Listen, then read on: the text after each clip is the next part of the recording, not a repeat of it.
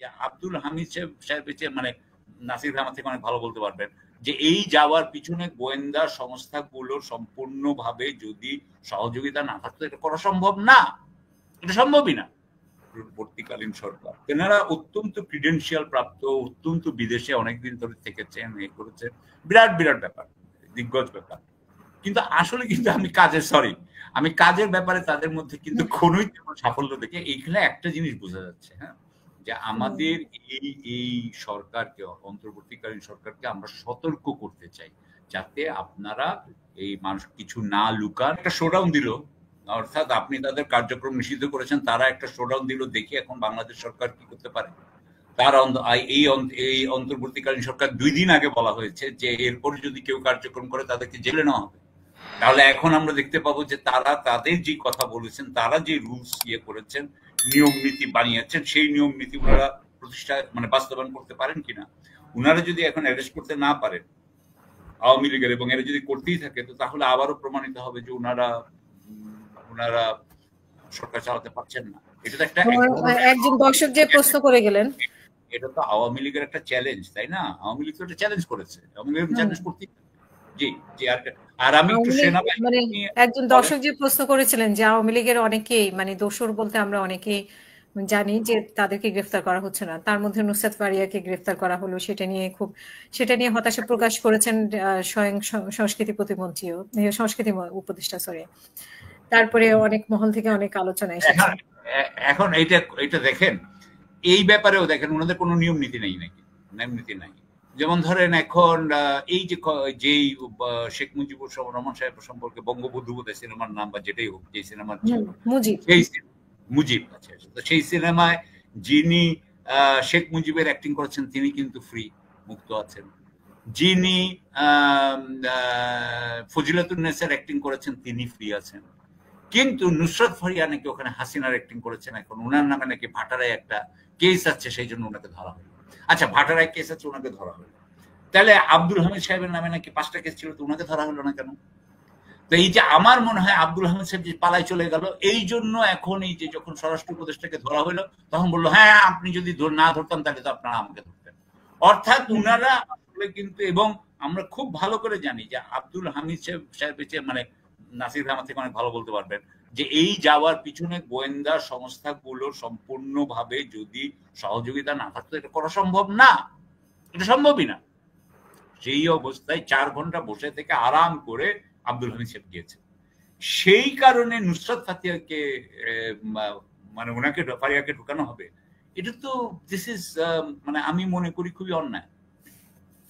এবং আপনি যদি ধরেন সাকিবকে পাঠিয়ে দেওয়া হলো, ক্রিকেটার সাকিব, উনি বিদেশে চলে যেতে পারলেন, মাশরাফিকে ধরা হয় না, এই নুসরাত ফারিয়াকে কেন ধরা হবে? নাকি ওনাকে বলা হইলো উনি নাকি এবং উনি নাকি জুলাই এই বিপ্লবের পক্ষের নাকি উনার আছে, আপনার পোস্ট আছে ওই সময়। উনি কি, উনাকে বলা হচ্ছে যে উনি কোন মার্ডারের সাথে জড়িত বা সেখানে টাকা পয়সা দিয়েছেন কি? আসলে মার্ডারে কি এখন কি মামলাগুলো হয় না যে গণহত্যার সহকারী হিসেবে, বা এরকম কি আগে যেরকম গায়েবী মামলা ছিল, এখন হচ্ছে যে হত্যা সহকারী মামলা আর কি? দেখেন, এটা প্রথমে করা হইলো ওই যে প্রথমে যখন আইনমন্ত্রীকে ধরা হইলো না, ওই যে আগের আইনমন্ত্রী, ওই যে ওনার নাম ছিল না, আমি তো এখন ভুলে যাচ্ছি, আইনমন্ত্রী ছিলেন, এবং ওই যে তার সাথে আমাদের সালমান এফ রহমান, ওনাদেরকে যখন ধরা হলো, তারপরে কিন্তু সালমান এফ রহমানকে কিন্তু একটা মার্ডার কেস দেওয়া হলো। আমরা কিন্তু তখন থেকে সমালোচনা করছি যে এই মার্ডার কেস দেওয়ার কোনো মানে হয় না, এইটা করে আপনি জিনিসটাকে ধ্বংস করে দিলেন, আপনি সালমান এফ রহমানকে পালিয়ে বের হয়ে যাওয়ার জন্য পথ করে দিলেন। হ্যাঁ, তো এইভাবেই আমি মনে করি যে এখনো এই ভাটার এটা দিয়ে আপনি মনে করা হবে না, এটা হবে না, কিন্তু ওনাকে আটকানো হলো, হয়রানি করা হলো। এটাও দিয়ে বোঝা যায় যে এই সরকার, নাসির ভাই, এই সরকার, আমি দলগুলো আসলে কি হয় 54 বছর ধরে আমরা দেখছি, আমি আশা করেছিলাম যে এই সরকার অনেক কিছু করতে পারে, কিন্তু এই সরকার আসলে কিছুই করতে পারেনি।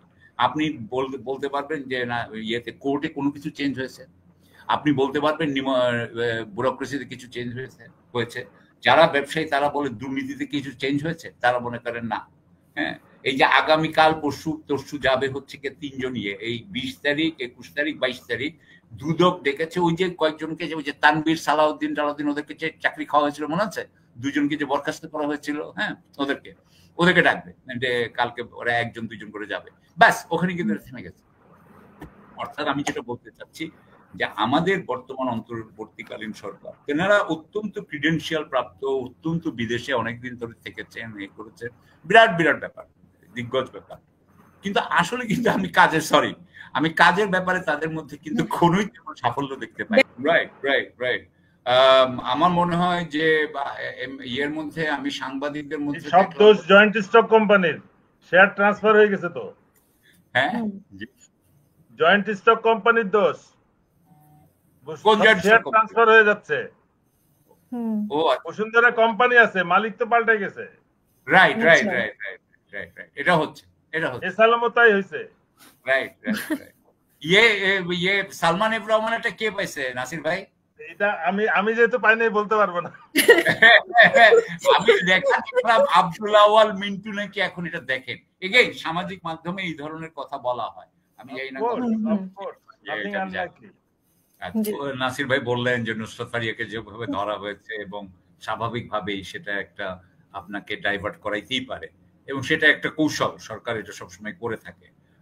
সরকারের স্বরাষ্ট্র উপদেষ্টা নিজেই বলেছে যে এটা মনে হচ্ছে ওনার কথায় যে আব্দুল হামিদের পরে এটা হইলো, আব্দুল হামিদের পরে ওইটাতে যেহেতু একটা সমালোচনা হয়েছিল সেটাকে কাটানোর জন্য এটা করা হয়েছে।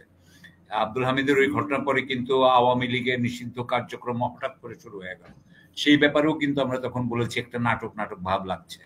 আমার কথা হচ্ছে যে আমরা দুইজনেই আমরা বিপ্লবের পক্ষের মানুষ, আমরা এই অভ্যুত্থানের পক্ষের মানুষ, আমরা শেখ হাসিনার এই বিরোধিতা করেছি।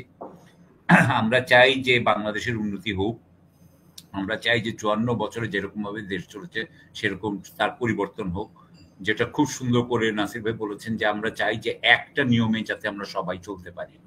এই নিয়মটাই আমরা কিন্তু ইয়েটা দেখতে চেয়েছিলাম, মানে ডক্টর ইউনূসের থেকে, কিন্তু এখন পর্যন্ত আমরা কিন্তু সেটা পাচ্ছি না। সেই জন্যই কিন্তু বলেছেন আজকে নাসির ভাই নিজেই বলেছেন যে এক একজনের ব্যক্তি দেখে আমরা এক এক রকম ভাবে করেছি, এবং আপনারাও সবাই জানেন, আমাদের দর্শক শ্রোতা ভাই বোনরা জানেন যে আমরা কখনোই একটা এক দিয়ে যাই না। আচ্ছা, তাই মমতাজ আবার মমতাজ দিয়ে হচ্ছে মানে আইবিএম মমতাজ দিয়ে হয়নি আপনার জন্য নুসরাত। Very nice. আমি আপনার সাথে আর কি বলবো, আপনি সুন্দর বলেছেন।